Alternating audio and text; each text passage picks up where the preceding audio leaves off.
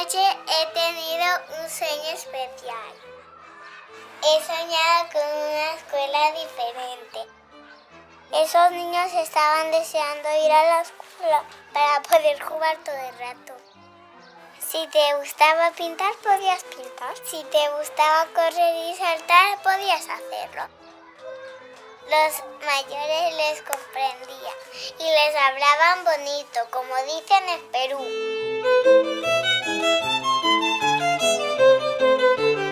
No hay exámenes ni hay deberes. No hacemos tareas como en la escuela, no tenemos un objetivo de aprender algo en el sentido de recordarlo, nada de eso. Generalmente solamente se da tareas y exámenes cuando los niños lo piden. Con los exámenes que conseguimos, pues que aprendas por el examen. Sentirse muy nervioso frente a exámenes. Y esto de estrés no sirve para un aprendizaje integral. Porque si tiene que aprender algo para una buena nota, para complacer a mamá o papá o el director o el profesor, y sabe que al final si tiene una mala nota, va a ser duro, va a decepcionar a una tercera persona, eso es muy duro. O sea, yo como persona, mi vivencia con los exámenes ha sido siempre como que me preguntaban lo que no me interesaba, ¿no? O sea, a mí me encanta estudiar realmente y siempre he estudiado de una manera como muy espontánea y como muy libre, pero luego sacaba muy malas notas porque realmente me había ido por caminitos que no iban a preguntar luego en el examen. El tema de los deberes, ahí la primera pregunta es: ¿tienen sentido los deberes que le han mandado a mi hijo? Yo no sé de dónde salen los deberes, realmente no sé cuál es el origen de los deberes y no sé cuál es realmente el objetivo de los deberes. Bastante hacen los niños en el cole, 8 horas, como para además llegar a casa y tener más deberes, no tiene sentido. Lamentablemente en la escuela pública muchas veces no tiene ni un sentido el deber que le han dado. Yo creo que en realidad los deberes servirían para que los padres de las escuelas tradicionales se den cuenta de que el sistema educativo no sirve para nada, porque ellos no recuerdan nada, no pueden ayudar a sus hijos en los deberes porque no se acuerdan. Tú no deberías de enseñar 2 por 2, 4, no tiene sentido. El niño te lo recita pero no tiene ni idea lo que está diciendo. ¿Quién se acuerda de la geometría cuando es abogado? No se acuerda, o sea, te acuerdas de la geometría si te ha gustado la geometría, ¿no? Es a través de manipular y manipular y manipular que al final se te queda por dentro. Igual que conducir un coche o ir en bici. De tanto ir en bici, al final sabes ir en bici. Nunca jamás se te olvida. Muchas veces las tareas solo sobrecargan al niño y le roban tiempo muy importante que él podría actuar con otros niños jugando, lo que es una oportunidad increíble de aprender muchísimas competencias para la vida. No es que me pongo en contra de mi hijo, me alío con la profe, en plan, tienes que hacer la tarea y a tal hora, y si no terminas, pues te quedas sin salir al parque. No, porque yo sé que lo que mi hijo necesita es salir y moverse y correr. Él estaría mucho mejor cocinando conmigo, leyendo un cuento o cualquier otra cosa para un paseo por la playa, me parece un poco más interesante. Nada más entrar, los niños entran y tienen acceso al material. Los niños llegan, se ponen a jugar de manera libre, la maestra hace alguna actividad que tenga sentido, sobre todo algún proceso real, o sea, no es que hacemos plastilina, sino que, por ejemplo, la manera de modelar es hacer pan que nos lo comeremos mañana, es decir, cosas reales con sentido y que el niño si quiere interviene y si quiere no interviene. Podemos estar un día visitando un museo y estar 7 horas viendo cuadros y eso está tan bien como estar un día toda la mañana viendo películas, porque con eso también se aprende. Pero también regar plantas, también cuidar de los animales, que solemos tener animales, es importante. Tenemos talleres de ciencias, un club de lectura, hay un club de historia, hay salidas, hemos hecho salidas de observación astronómica. Pero también las reglas de sociedad, decir buenos días, adiós, gracias. También todo esto hace parte de la vida práctica. O sea, no hacemos nada que la gente que está mentalmente escolarizada se pueda imaginar o pueda entender. Tenemos una reunión semanal en la que tomamos las decisiones de tipo organizativo que tenemos que tomar. Contamos con una asamblea semanal, que es un lugar de encontrarnos, de plantear conflictos. Hay una asamblea que hacen los del grupo de infantil, hacen sus asambleas concretas Porque es verdad que, bueno, las necesidades normalmente en esa edad son diferentes. Plantear proyectos de que distintos puntos de vista puedan ser compartidos y en algunos casos llegar a acuerdos y en otros casos reconocer que somos distintos. Todos estos temas pues se resuelven pues hablando y organizándonos. Y también las reflexiones, qué está sucediendo en el lugar, estamos siendo realmente lo que queremos ser, estamos haciendo lo que queremos hacer. La idea es que el proyecto esté gestionado por todas las personas que lo conformamos, es decir, niños y niñas y adultos, ¿no? En el caso del jardín del planteamiento Waldorf no existe la asamblea, no hay asamblea. No hay asamblea porque en realidad todo es como si fuera una asamblea, o sea, no está delimitado. Por eso no está nada fijo. Hay escuelas que van a tener una asamblea fija todos los días a una hora, otros que 2 o 3 al mismo día, otros que ninguna. Todo es fluido porque somos únicos y el grupo que se forma en nuestra clase es único. Si tu hijo no quiere aprender, le pasa algo grave a tu hijo. El aprendizaje se produce, como dice uno de mis maestros, Daniel Greenberg, desde que te levantas hasta que te acuestas, desde que naces hasta que mueres, estás permanentemente aprendiendo. Nacemos para aprender, no podemos dejar de aprender, o sea, es que hemos nacido para ello, ¿no? Intenta durante un día no aprender nada, verás que no puedes. Es imposible. El aprendizaje es un proceso que va de dentro a fuera. Que es algo activo. Es lo que hace el niño, lo que hace el que aprende, que es la parte importante. Porque si tú quieres aprender, vas a aprender. Porque está integrado con el deseo. Tú cuando te interesa aprender a tocar la guitarra porque tú quieres, tocas. Pero si le aprendes una poesía por tener una buena nota, por que tu mamá te diga muy bien cariño... Puede ser vivido como violencia, porque ahora no quiero aprender esto, pero me están obligando. La enseñanza puede ser invasiva, puede ser una agresión. Cuando yo intento enseñar algo a alguien que no está interesado o que no está capacitado, eso es una agresión. La enseñanza es un proceso que va de fuera a adentro. Alguien de fuera enseña a otra persona, ¿no? Entonces no es un aprendizaje que quede tan integrado. Cuando te meten en el conservatorio de pequeño, una gran mayoría aborrecen la música, por lo menos durante unos años, ¿no? Otros, pues, tienen más dones para la expresión musical y en 2 años son capaces de hacer casi 4 años de conservatorio de piano. Te pongo ejemplos reales, ¿no? Y en nosotros mismos podemos tener un ejemplo, o sea, seguramente, bueno, yo vengo del sistema educativo tradicional, pero sé que lo que he aprendido en mi vida, porque he querido aprenderlo, lo he aprendido muchísimo mejor y he tenido unas ganas inmensas. Me he tirado horas enfrascada en un aprendizaje porque me ha apetecido a mí, he querido seguirlo, ¿no? Esta es la clave de la cuestión, que no todos aprendemos igual, no hay un sistema mejor que otro. Cada uno tiene sus dones, cada uno tiene sus talentos y encuentra su manera. Entonces, un niño en libertad aprende muchísimo más en realidad. O sea, no solo es que no deja de aprender, sino que tiene muchas más ganas porque nadie se las corta, nadie le obliga, nadie le dirige. Todos los niños son curiosos, cada 2 por 3, ¿esto qué es, mamá? ¿Esto para qué sirve? Todo lo tocan, todos lo decimos, todos lo tocan, todos lo ponen a la boca. ¿Por qué? Porque quiere aprender, es curioso. La curiosidad es casi el motor del aprendizaje. Y por mucho que nos empeñemos y por mucho que se empeñe el sistema educativo en que dejemos de desear aprender porque nos obligan y nos guían y nos marcan y nos coartan, aún así seguimos teniendo ganas de aprender. Aprendes a base de experiencias, aprendes a base de errores y a los niños no se les deja equivocarse. El número de niños que hay por aula y el no poder decidir nunca o recibir una atención individualizada, el que no hubiera un respeto por los ritmos, que no se pudiera jugar más tiempo que hacer fichas, que cosas que tú recordabas de la escuela que no te habían gustado, ¿no? Y en las que estaba pues, evadiéndome constantemente, ¿no? Pues, ya sea físicamente o mentalmente. No te gusta cómo se hacen las cosas, no estás de acuerdo en que tenga que ser todo tan estricto desde tan pequeños, que las clases sean iguales con 3 años que en la facultad, ¿no? Pues llegas a la universidad y sigue siendo más o menos lo mismo.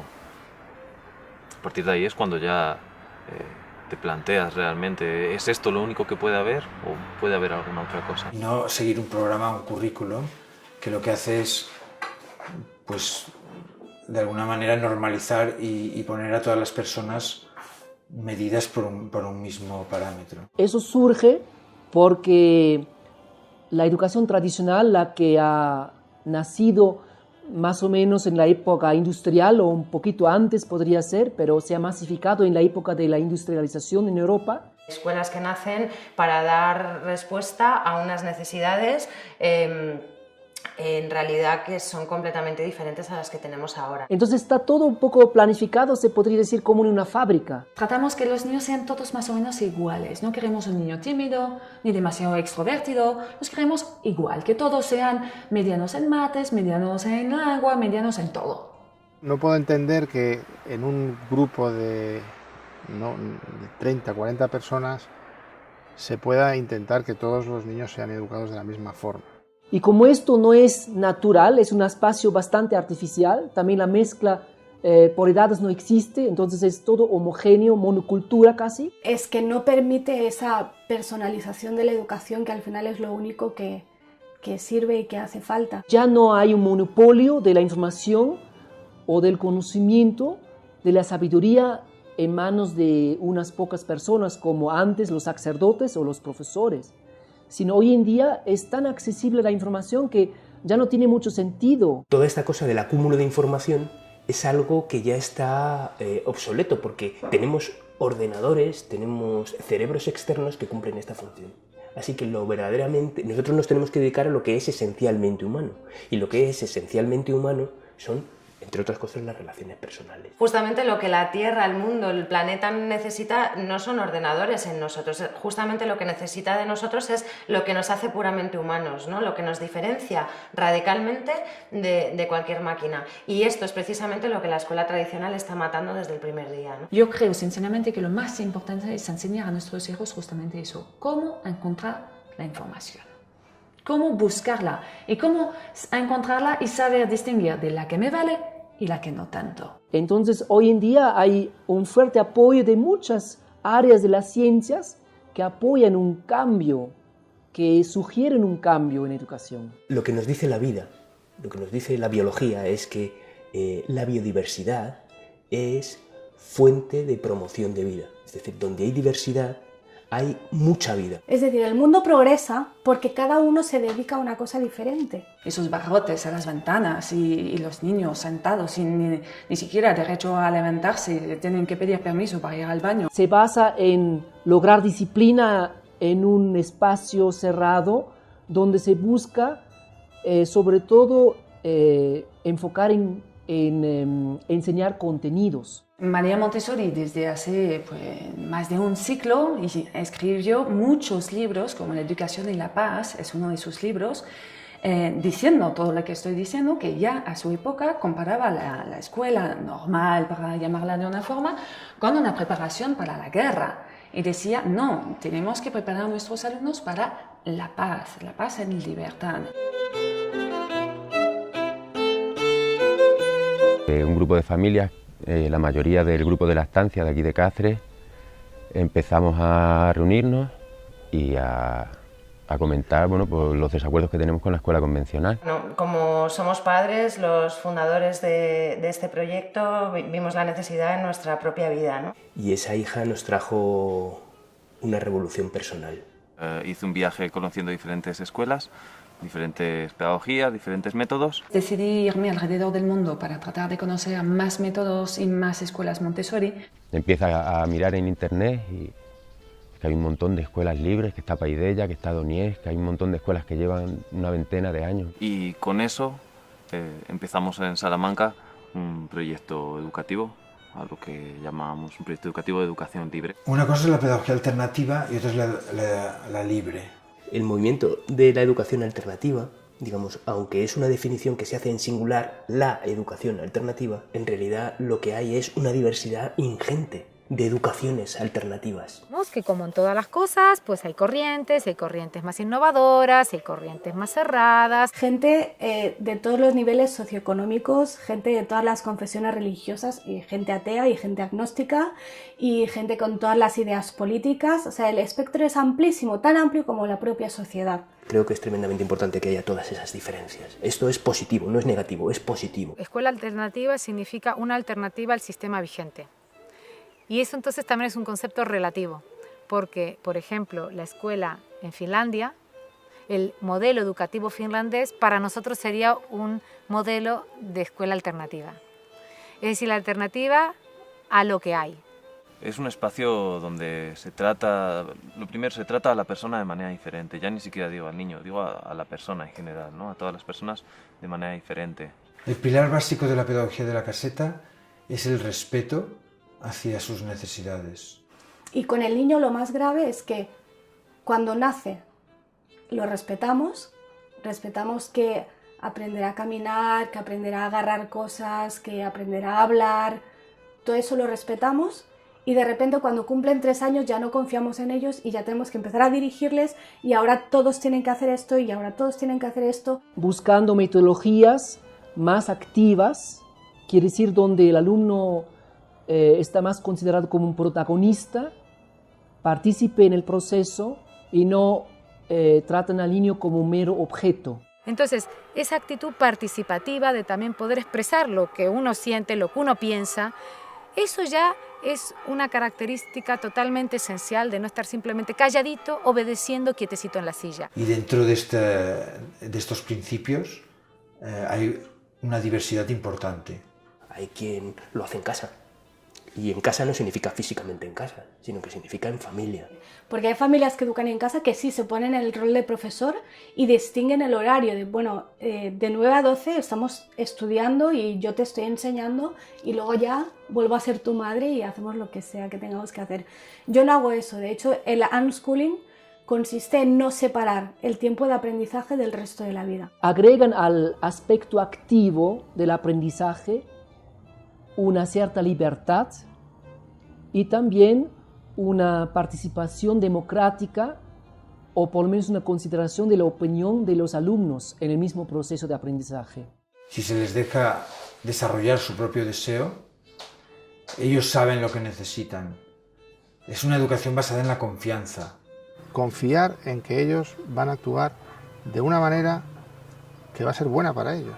Siempre que hablamos de escuela libre o democrática, siempre sale lo de hago lo que me da la gana, ¿no? Es como la frase que siempre sale, pero hacen allí lo que les da la gana. Confiar no quiere decir dejarles hacer lo que quieran, tampoco. Dejarles que se den golpes, ni que se... no. Dentro de una escuela democrática, paradójicamente, hay muchas normas y muy claras. Límites, normas de a su ritmo, el respeto.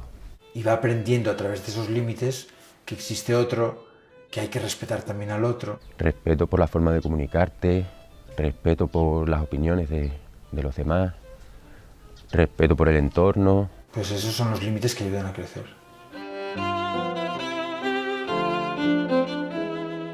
Para nosotros es misión fundamental de los adultos que el entorno sea relajado y seguro, para que todo el mundo pueda no estar a la defensiva, sino tenga la oportunidad de mirarse a sí mismo con seguridad y hacer aquello que sienten. Tienes que preparar muy bien el ambiente, el entorno, que tiene que ser cómodo, cálido.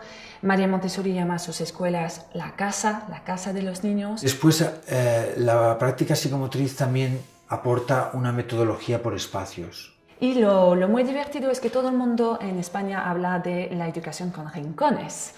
Y eso a mí me parece divertido porque la que inventó los rincones es María Montessori, pero María Montessori no los llamó rincones, los llamó espacios. El mismo proyecto se divide por espacios y cada sala a veces también a su vez está dividida por espacios. De hecho, es difícil para un niño o un adulto que no conoce el método Montessori entrar a una escuela y decir eso es mates, eso es lengua. Es casi imposible. Sino que todos pueden ir a las habitaciones correspondientes y usar el material y después devolverlo al sitio. Obviamente todo a la altura de los niños. Cuando digo todo va desde el reloj, desde una imagen hasta el material. Excepto en el laboratorio, que hay material peligroso y delicado, todas las habitaciones, todos los espacios tienen el material está al alcance de los niños. Que, por ejemplo, tengas un montón de material al alcance de tu mano, que no tengas que pedir permiso para cogerlo. Y bueno, este espacio grande tiene una zona de artística, una mesa que sirve además también como para reunirnos, para hablar. Es una mesa muy grande en la que cabemos todos. Hay sillas, hay mesas, pocas, no hay una por niño, sino que hay, ¿vale? Suelen ser ligeras y obviamente de madera. Y luego hay otra sala que es un poco más grande, más amplia y más más vacía, con unas colchonetas y donde es la llamamos la sala de movimiento. De repente crees que no hay nadie, aparecen dos debajo de un colchón. Y esa habitación la verdad es que la que menos cosas tiene y la que más movimiento recibe. Si necesita mover el cuerpo, encuentra su lugar. Si necesita una actividad más tranquila, plástica, también encuentra su lugar. Y luego hay una cocina muy grande donde hacemos talleres de cocina, aprendemos recetas, experimentamos y así. Por definición, cuando dos personas están juntas y conviven juntas, hay conflicto. Permitir a niños que estén jugando hora y media juego libre, ininterrumpidamente, es el mejor caldo de cultivo para los conflictos y para su resolución. El nivel de conflictividad, de pelea, como decías en tu pregunta, es extremadamente bajo. Lo que está claro a lo mejor es que no hay una manera concreta de resolver un conflicto, no hay una receta para resolver conflictos. Esa sencillez ya da mucho menos competitividad, o sea, ya promueve menos al conflicto. Sabemos que hay espacios más conflictivos y espacios menos conflictivos. Para nosotros, el conflicto es prioridad. Las relaciones humanas son prioridad, porque nadie puede desarrollarse a sí mismo si tiene que estar a la defensiva. O sea, siempre nos estamos moviendo entre un espacio de seguridad, porque el espacio creado por el adulto es un espacio de seguridad, y el permitir la máxima autonomía. Y nosotros definimos este lugar como un lugar donde tenemos que aprender a saber hasta dónde nos podemos expresar, porque los demás también tienen su necesidad de espacio de expresión y nos vamos a rozar. La primera idea es que el conflicto lo pueden resolver ellos. En principio deben resolverlo ellos. A veces es peor intervenir y el conflicto se resuelve peor si interviene un adulto o dos adultos que entre ellos. Si hay un momento de físico, de empujones, metes las manos por medio sin decir nada y te esperas a ver si son capaces de intentar hablar. No permitir que la agresión se dé, que suba el nivel de agresión, ni verbalmente ni físicamente. Uno puede decir todo aquello que siente sobre la otra persona, sobre lo que sintió con la otra persona hizo. Intentas no meterte y sobre todo no dar tu opinión. Sin tomar partido por uno de los dos, sino intentando que siempre sea algo lo más objetivo posible. Ni a lo mejor sabes si esa persona ese día viene más revuelta. Algunos pues han vivido situaciones muy difíciles, otros no. Unos piensan de una manera, otros piensan de otra. Entonces partimos de la base que en todo caso todos son víctimas como mucho. Sin juzgarlos, mediar en los conflictos para que todo el mundo tenga la oportunidad de escuchar el punto de vista del otro y en ocasiones se llegue a acuerdos y en ocasiones pues se constate que hay diferencias. Y luego es muy bonito también ver qué normas surgen a partir de ahí. Y aparte, después reflexionar sobre si como hemos actuado es como deberíamos haber hecho, si podíamos haber hecho alguna otra cosa que hubiera sido más justa para todos, o que hubiera llevado a otra solución. Es que es una maravilla, ¿no? Lo que se puede llegar a crear, ¿no? y a solucionar y de qué forma, ¿no? Gran parte de lo que eres como adulto se lo debes a lo que fuiste como niño, por lo tanto sí que va a ser muy importante qué tipo de relaciones has tenido, cómo has sido educado, ¿no? Todas las fases que vas a tener de mayor las pasas primero de niño. Vemos que tanto más pequeño es el niño, tanto más huella deja lo que hacemos para el resto de su vida. Entonces, si tú de niño has tenido la opción de construirte herramientas, cuando seas mayor te vas a poder adaptar. Sin duda. La capacidad para mirarse dentro tiene que ver con cuáles han sido tus experiencias emocionales, sobre todo en la primera infancia, ¿no? Es donde más responsabilidad hay, porque ahí es donde se crean las bases de la persona.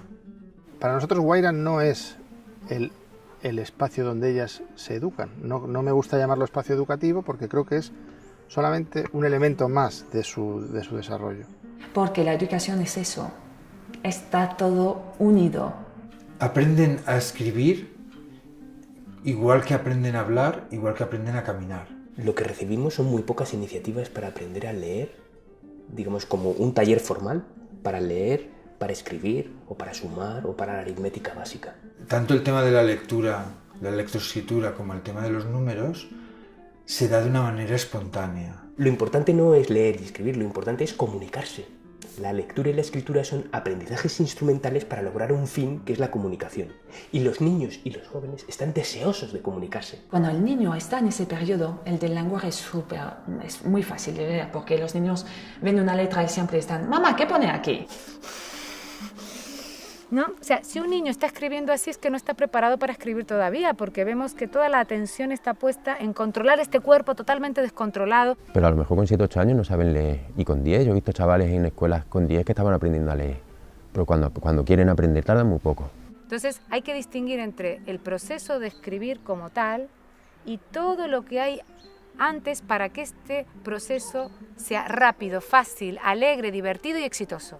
Un niño de 2 años que me dice, tengo sed, dame agua, le doy agua. Si ese mismo me dice, tengo sed de conocimiento, quiero aprender, ¿quién soy yo para decirle, no cariño, tienes 2 años, espérate a 7 años? No tiene sentido. Y nos damos cuenta, sin embargo, que los niños saben hacer esto, pero no lo hacen a través de lo que denominamos en la educación convencional clases. Partimos de la base que no hace falta, que con ser una vivencia es suficiente. Y lo aprenden de manera libre y espontánea, sin que nosotros pongamos ahí una intención. Porque las matemáticas es la vida misma, todo es matemática. Un pastel que lo separamos, cuántos somos, lo dividimos, pero todo en lo inconsciente. No se hace ningún llamado a que esto entre en un plano consciente. Simplemente sabiendo contar hasta 10 y ciertas reglas de juego, eran capaces de hacer divisiones por 2 cifras sin saberlo. Siempre pongo el mismo ejemplo. Cuando coges una receta de cocina, ¿qué tienes que leer? Lo primero, leer. Eso es lengua. Pero luego tienes que calcular, porque las recetas suelen ser para 4 personas. ¿Y qué hago si tengo 8 personas? Multiplicar. Eso es matemática. Entonces está todo unido. No deberíamos nunca separar las materias. Y luego se comen el pan, además. El gran problema es el desconocimiento, hay mucho desconocimiento. La gente no se puede imaginar una escuela libre. Tú hablas de una escuela libre y la gente te pregunta, pero no entiendo, llegan y están todos juntos y no hay clase y no hay aulas y ¿cómo funciona? No se imaginan. La zona de confort que es difícil romper. Eso es también una barrera muy, muy, muy difícil. O sea, la libertad da miedo en realidad. Bueno, ya habló Erich Fromm en su momento, ¿no?, del miedo a la libertad. O yo cuando hablo de la educación en casa que hago con mi hijo, o doy una charla, por ejemplo, de la parte más teórica, pedagógica, legal, toda la teoría de John Holt y todo eso, pero al final siempre me preguntan, ¿pero tú te levantas por la mañana y qué haces? Y la libertad da mucho miedo, el que las cosas no estén claras, ¿no? ¿Cómo van a ser? ¿Qué va a ocurrir? ¿Qué va a pasar? ¿Va a aprender a leer? ¿Va a aprender a sumar? ¿A restar? ¿Se va a desenvolver bien? Y si no... ¿no? Estas dudas, porque realmente tenemos una presión social bastante fuerte, ¿no? Se teme lo que no se conoce. Y sobre todo si piensas que va a ser negativo o si te suena muy raro o si no conoces a nadie que lo haga. El miedo a meter a tu hijo en una escuela democrática solo te sirve para no meterlo. Y entonces, bueno, o para meterlo y no disfrutarlo nada. Y estar todo el rato pendiente, ¿no? Y entonces intentar seducirlo para que aprenda ciertas cosas. Entonces es no disfrutar y no dejarte llevar, ¿no? Entonces son miedos comprensibles, pero no tienen mucho sentido, en mi opinión. Lo difícil es para el adulto cambiar el chip y aprender a ver el aprendizaje en todas partes. Y llegar a ver, bueno, con esto que está haciendo, está aprendiendo esto y lo otro. Entonces, pues invito a los padres eso, a pensar un poco lo que quieren para sus hijos y sobre todo, pues, oye, visitar escuelas.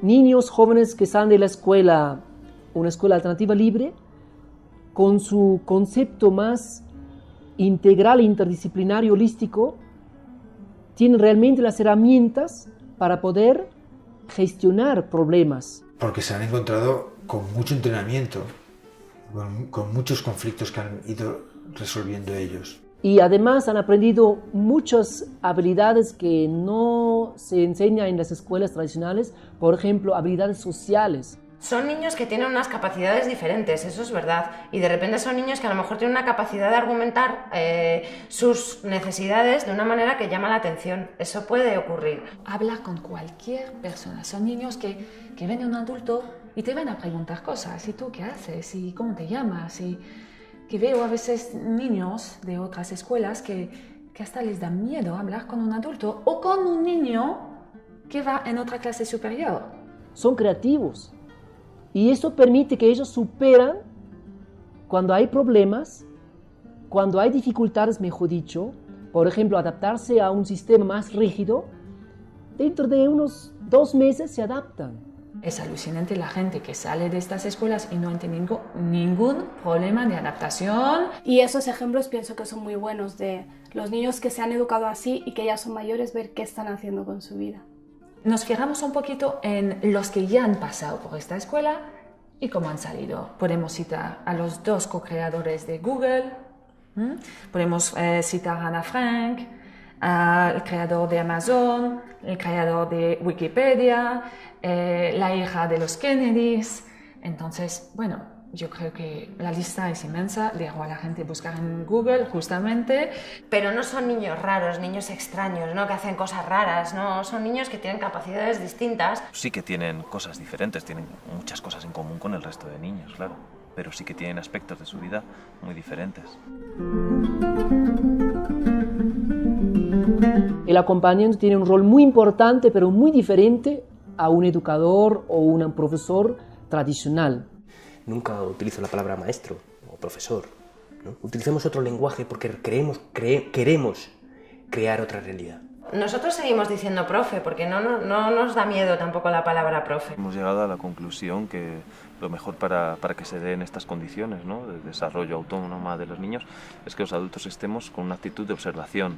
Entonces, es como que uno está muy atento, pero a la vez dejando que ocurran las cosas. Son los niños los actores de su aprendizaje. Nosotros somos por detrás, somos en la sombra. Ese trabajo es muy estresante. No es fácil, lo que parece, no haciendo nada activamente en el aula, no es fácil. Ese estado de armonía en el juego es uno de los mayores artes, diría el mayor arte de un adulto, crear ese entorno en el cual los niños jueguen y tú estés como que no estás, pero estás. El acompañamiento emocional, ayudarlos a crecer, acompañarlos en las cosas que les pasan. Estar muy atentos a cómo se están sintiendo.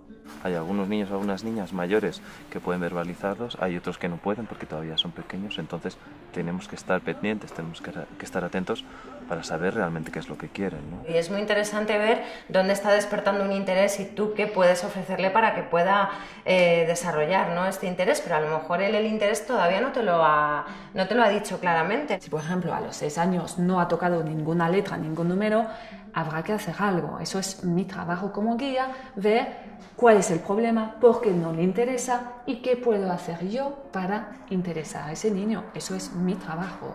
Y crear contextos y crear situaciones en las que ellos también puedan desarrollar sus proyectos. Pero son los niños quienes deben de aprender a servirse, a ver, a gestionar también su cuerpo. Tengo hambre, necesito desayunar. La misión de los adultos también es el de ser buscadores de recursos. Bueno, más que buscadores, encontradores de recursos, ¿no? Como Pipi Calzas Largas. Y otra de las labores es ser mediadores entre los niños y las niñas y los recursos. Cuando un niño o un joven muestra un interés, las personas del equipo de adultos, si uno de nosotros sabe de esto, entonces lo acompaña. Si dentro del equipo de adultos no hay una persona que sabe de esto, te pongo por ejemplo karate, ¿no? Pues entonces buscamos en el entorno de las familias. ¿Qué padre o qué madre sabe de esto? Lo que han visto, ¿no? Siempre es así, siempre hay un referente adulto. ¿Cómo le vas a pedir a un niño que supere ciertas dificultades que pueda tener si tú no estás ahí también como avanzando? Hay gente que sí que lo tienen, ese respeto innato, esa forma de hablar a los niños, de ponerse a su altura para hablarle, de dejarle hablar, criticar, escucharles. La economía, sin duda, es uno de los desafíos que un proyecto de este tipo pues, se encuentra.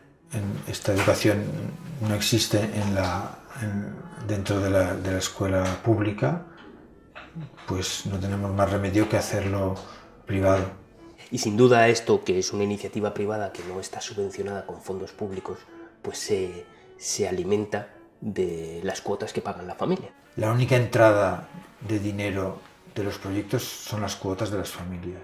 Aparentemente se necesitan muchos recursos para hacerla bien. Lleva a que sea una escuela cara. Porque es necesario, a cuantos más niños hacen falta más acompañantes. Y los acompañantes cobran un sueldo simbólico por estar aquí y entonces, bueno, hay una parte de sueldo económico y mucho capital humano. Entonces nos veíamos en la disyuntiva de o no hacerlo o hacerlo con cuotas altas. Según qué países, vemos que cuanto la economía más delicada es, tanto más diferencia hay y tanto más una escuela Waldorf significa ya todo un pack de cierto nivel. Si hay gente que no tiene acceso al proyecto por el tema económico, te hace plantearte hasta qué punto estás haciendo algo alternativo o estás haciendo algo de élite.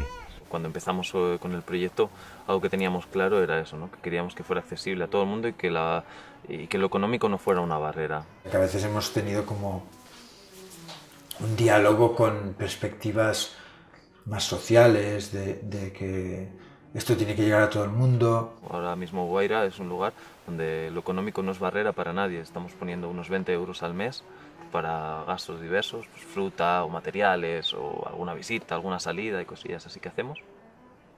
Y nada más. Y nos planteamos ahora la opción de dar becas a gente que no pueda acceder, ¿no? Por problemas económicos. También tenemos socios que pueden colaborar con la ONG porque creen en la escuela democrática, en la educación democrática y quieren que esto se extienda y que sea una cosa que crezca y evolucione. Somos especialistas en llegar a acuerdos con las familias para que esto no suceda, para que nadie se quede fuera por dinero. Es en todo caso el Estado el que puede favorecer que este tipo de educación llegue a todo el mundo si es que lo estima conveniente.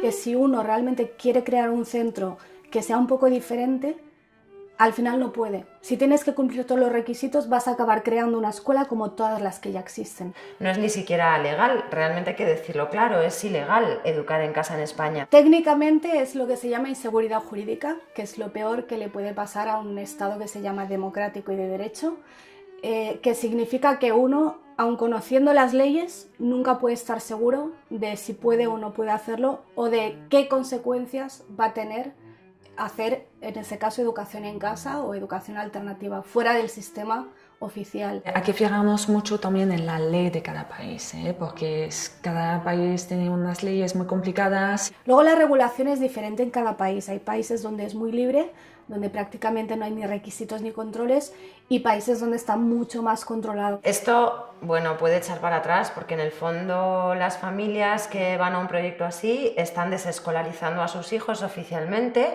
A todos los efectos son personas que educan en casa, son niños educados en casa. A nosotros nos gusta hablar de las leyes internacionales que hablan del derecho de los padres de elegir la educación que prefieran para sus hijos.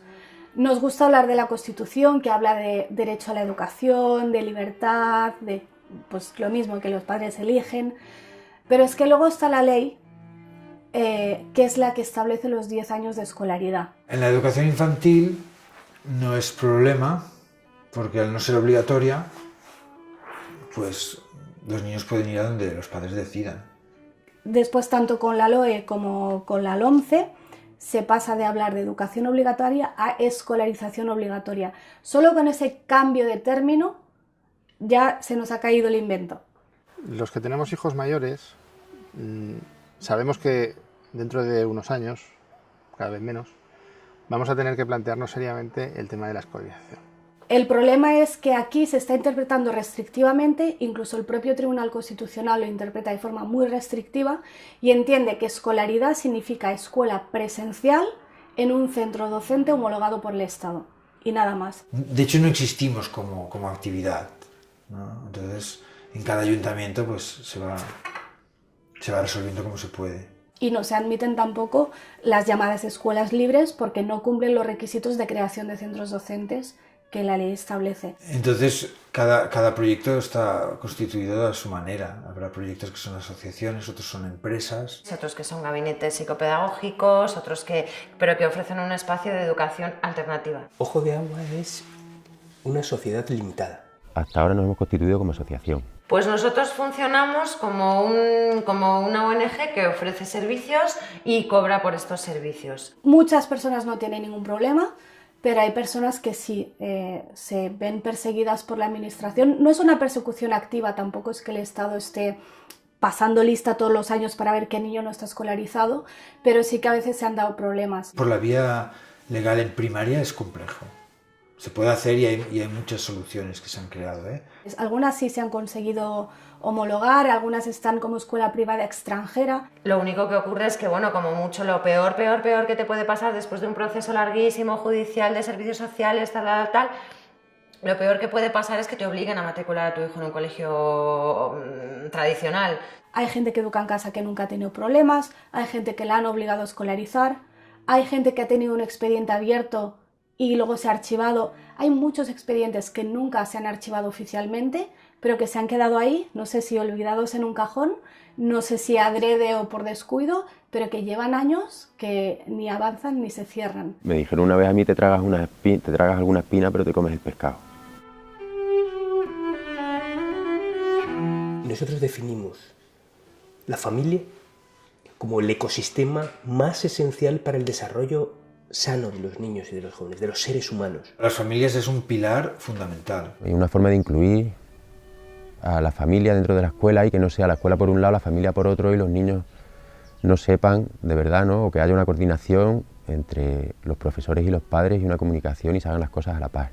De hecho, nosotros decimos que es condición que haya líneas de comunicación permanentemente abiertas entre los padres y el equipo de adultos para que lo que pase en la casa se trasvase la información a Ojo de Agua y lo que pase en Ojo de Agua se trasvase la información a la casa. Aparte de eso está toda su implicación humana en las reuniones que hacemos juntos y compartimos cómo vivimos la educación.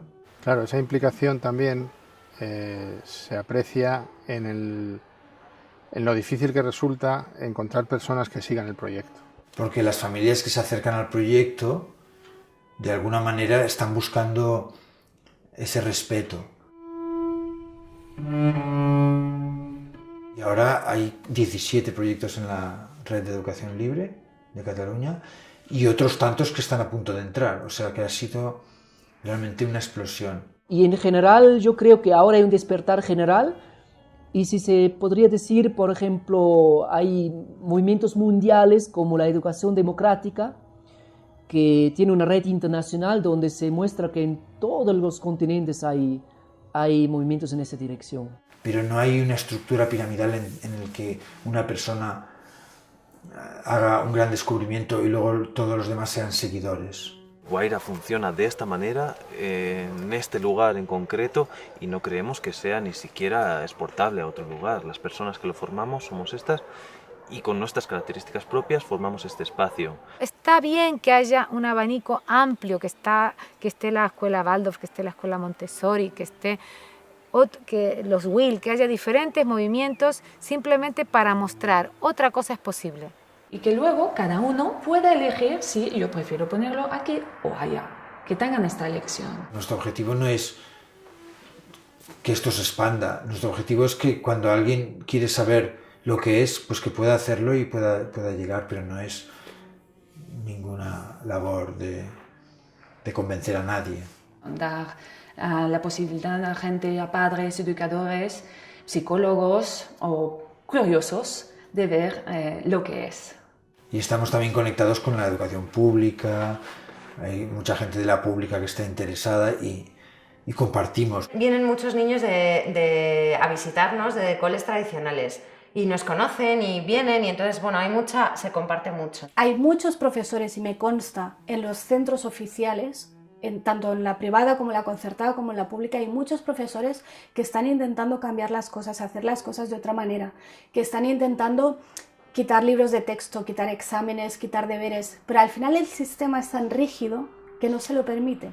He encontrado profesores en escuelas públicas maravillosos, que no eran guía Montessori, pero Pero invitaron a ver cómo trabajaban, no tenían material, pero lo que he dicho, la filosofía sí que la tenían.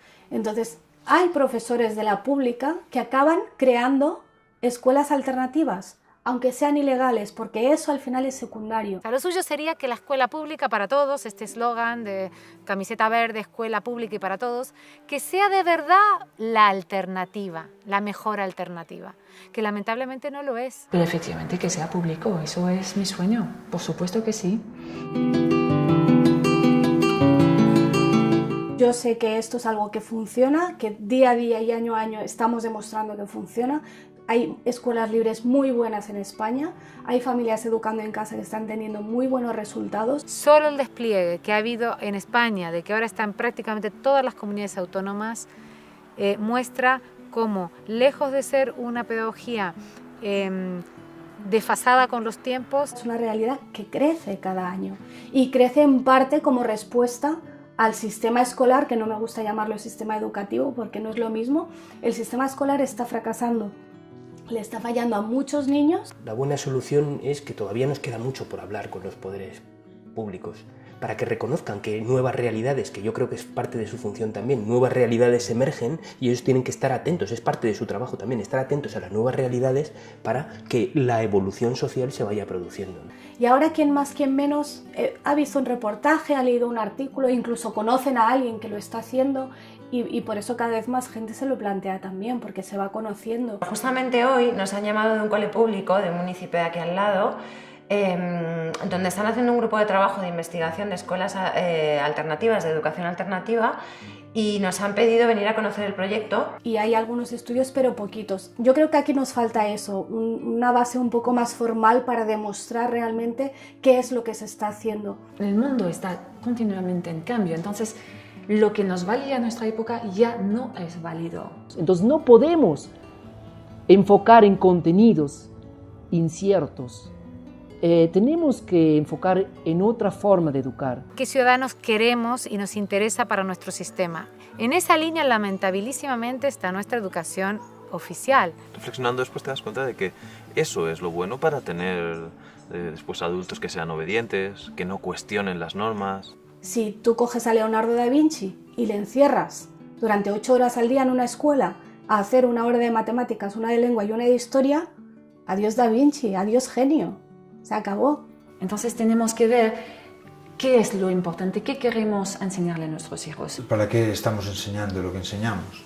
¿Para quién educamos? ¿Educamos para esa sociedad o educamos para el ser y para que desde este nuevo ser pueda surgir una nueva sociedad? Y no adaptar a los niños a unas necesidades de, digamos, de producción, ¿no? Para que se adapten a un tipo de trabajo. Es que te puedas acabar dedicando a algo que te guste. Al final la educación es para eso, no es para memorizar las capitales del mundo ni para hacer derivadas ni nada de eso. Es para ver qué vas a hacer con tu vida, para eso es la educación. Los que trabajamos con niños trabajamos con la siguiente generación. Trabajamos a plazos larguísimos. Allí cuando eres maestra, cuando tienes a tus niños delante, tienes el futuro delante. Y estamos absolutamente necesitados desde el punto de vista económico, esto lo cuento para los economistas, para los políticos, de creatividad y de innovación. Para salir, como digo, de la situación en la que estamos. Y me parece que es lo que queremos todos para nuestros hijos, para que luego, visto la crisis que hay, los que se salvan son los que tienen idea. Los que dicen, vale, se me ha cerrado una puerta, no hay una ventana abierta, pues venga, salgo de ahí. Y no es que la intención sea de cambio social. O sea, no tenemos el modelo de sociedad que queremos y educamos en función de ello. Sostenemos lo que ellos son y ellos ya harán el cambio que se tenga que hacer. Como decía Gandhi, sé el cambio que quieres ver en el mundo. A veces la gente te dice, pero tiene que ir a la escuela para prepararse para la vida. Mi respuesta es, mi hijo no se está preparando para la vida, la está viviendo, aquí y ahora. Tienen derecho a disfrutar de una infancia libre, a sentirse respetados, a tener cariño, a pasar las fases de su vida, aprender a vivir, ¿no?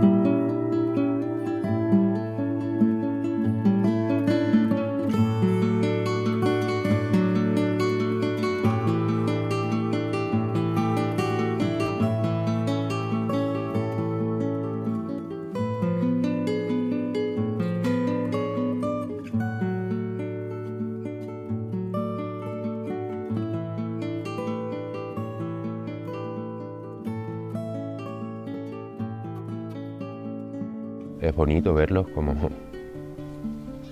Me emociona y todo. Ay, a mí se mueve mucho.